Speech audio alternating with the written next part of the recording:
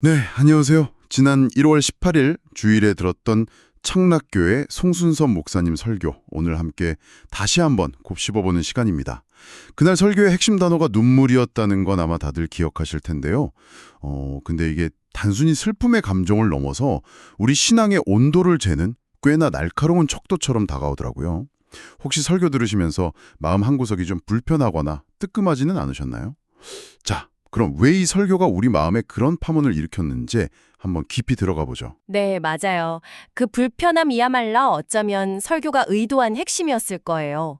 설교는 시작부터 끝까지 아주 집요하게 하나의 질문을 향해 달려가거든요. 그건 바로 당신은 마지막으로 잃어버린 영혼을 위해 울어본 적이 언제입니다? 라는 질문이죠. 로마서 9장에 나타난 사도 바울의 고통을 통해서 설교는 우리의 눈물이 향하는 방향을 정면으로 겨냥했어요.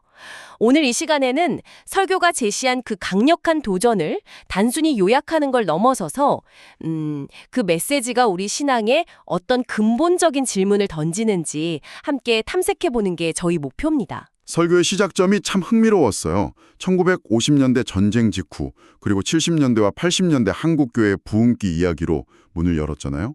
단순히 교인 수가 많았다는 이야기가 아니라 그 예배당 곳곳이 눈물로 가득 찼던 그 시절의 뜨거움에 대한 묘사였죠. 네, 성경책만 펴도 눈물이 나고 기도하려고 아버지 이름만 불러도 눈물이 쏟아졌다는 그 시절 이야기요.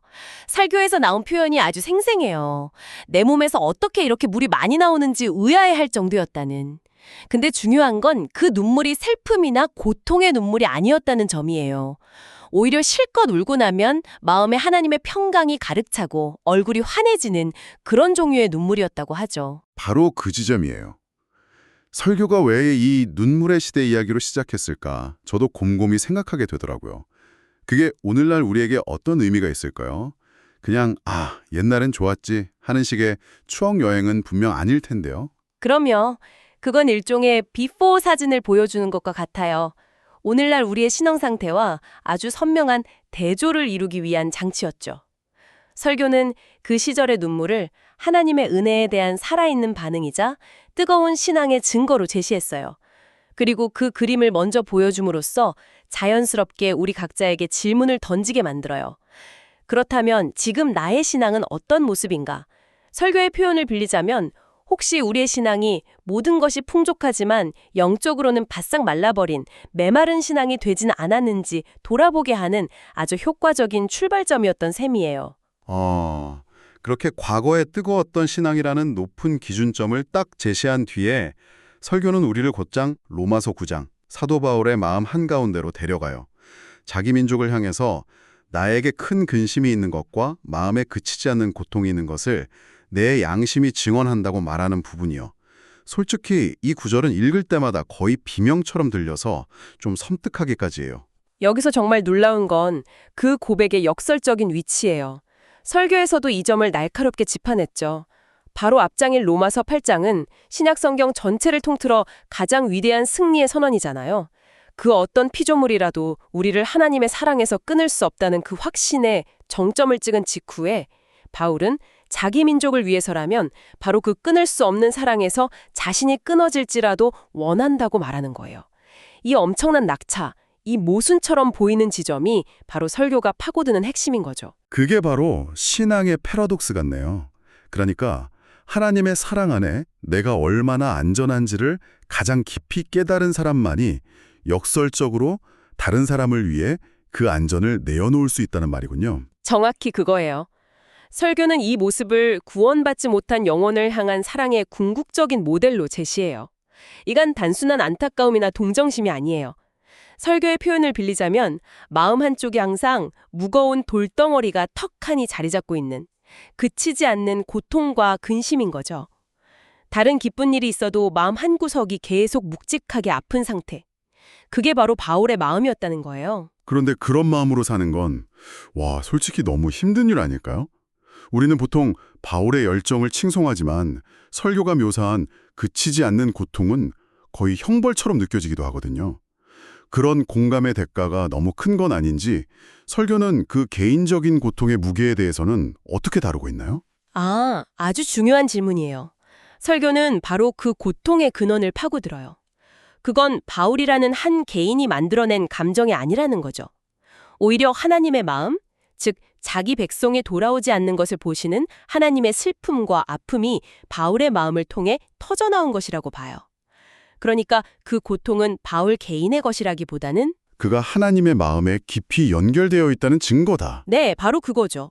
그 고통을 감당할 힘 역시 스스로에게서 나오는 게 아니라 그를 붙들고 계신 하나님의 사랑에서 나온다고 설명하고요. 아, 그러니까 그 고통을 개인이 짊어져야 할 짐으로 보는 게 아니라 하나님의 마음과 동기화된 결과물로 보는 거군요. 와, 관점의 전환이네요. 그리고 설교는 이런 엄청난 마음이 바울에게만 국한된 특별한 것이 아니라는 걸 보여주기 위해서 성경 속 단 한 두 거인, 모세와 예수님의 사례를 연달아 제시하죠. 진노하셔서 그들을 다 없애겠다고 하시잖아요. 그때 모세가 뭐라고 기도하냐면 그들의 죄를 사하시옵소서.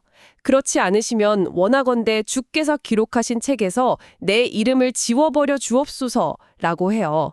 바울의 고백과 정말 소름 돋을 정도로 똑같죠. 자기 민족을 위해 자신의 구원마저 내던지는 자기 희생적인 사랑이에요. 사실 모세나 바울의 이런 기도는 너무 극단적이라 과연 우리가 이걸 따라할 수 있을까 하는 의문이 들기도 해요. 거의 신적인 경지처럼 느껴지잖아요. 이게 우리가 실제로 추구해야 할 목표인지 아니면 단지 우리가 얼마나 이기적인지를 보여주는 거울 같은 역할인지 설교는 그 경계를 어떻게 설명하던가요? 그 지점이 바로 이 설교의 백미라고 생각해요. 설교는 이걸 우리가 해내야 할 과제로 제시하기보다 하나님의 마음이 어떠한지를 보여주는 창문으로 제시해요. 모세와 바울은 그 창문을 통해 하나님의 마음을 가장 투명하게 보여준 사람이라는 거죠. 그리고 그 창문의 정점에는 바로 예수님이 계세요. 나사로의 무덤 앞에서 우셨던 예수님 이야기 말이에요. 그 장면. 보통은 친구의 죽음이 슬퍼서 흘린 인간적인 눈물이라고 생각하기 쉽잖아요. 그런데 설교는 그 해석에 강하게 제동을 걸었어요. 서로를 살리실 걸 알고 계셨다는 사실이에요. 그런데 왜 우셨을까? 설교는 그 눈물이 나사로의 죽음 때문이 아니라 눈앞에서 곧 놀라운 기적이 일어날 텐데도 온전히 믿지 못하는 사람들의 불신과 영적 무지 때문이었다고 해석해요. 요한복음 원문을 보면 예수님이 심령의 비통이 여기시고 불쌍히 여기사라고 되어 있는데 설교는 이 비통함이라는 단어에 주목해요. 이건 단순한 슬픔을 넘어선 안타까움과 분노가 섞인 하나님의 아픔이라는 거죠.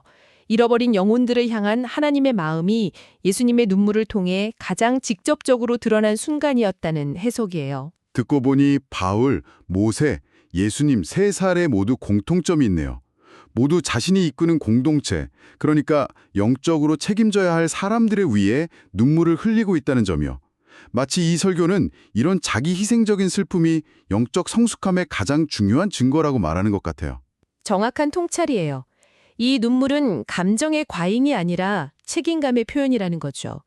그렇게 세 거인의 사례를 통해 타인을 위한 눈물의 무게와 본질을 보여준 뒤에 설교는 마침내 그 날카로운 질문의 화살을 우리 자신에게로 돌려요. 그리고 바로 그 순간 설교를 듣던 많은 분들이 마음속으로 움찔했을 것 같아요. 그렇다면 우리는 지금 무엇을 위해 울고 있습니까? 이 질문이 정말 전곡을 찌르잖아요. 제 자신을 돌아봐도 내 문제, 내 억울함, 내 슬픔 때문에 기도하며 운 적은 많지만 다른 사람의 구원을 위해, 특히 나와 상관없는 이웃의 영혼을 위해 그렇게 애통하며 울어본 기억이 있었나 하면 솔직히 자신이 없더라고요.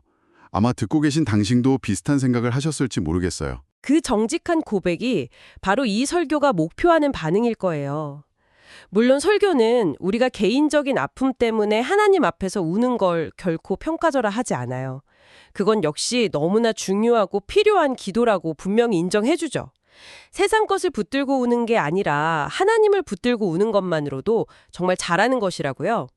우리의 아픔을 무시하는 게 아니라는 점을 먼저 따뜻하게 안아줘요. 맞아요. 그 부분이 참 중요했어요. 먼저 우리를 정죄하지 않는다는 느낌을 줬으니까요. 그렇죠. 하지만 바로 그 지점에서 한 걸음 더 나아가기를 강력하게 촉구하는 거예요.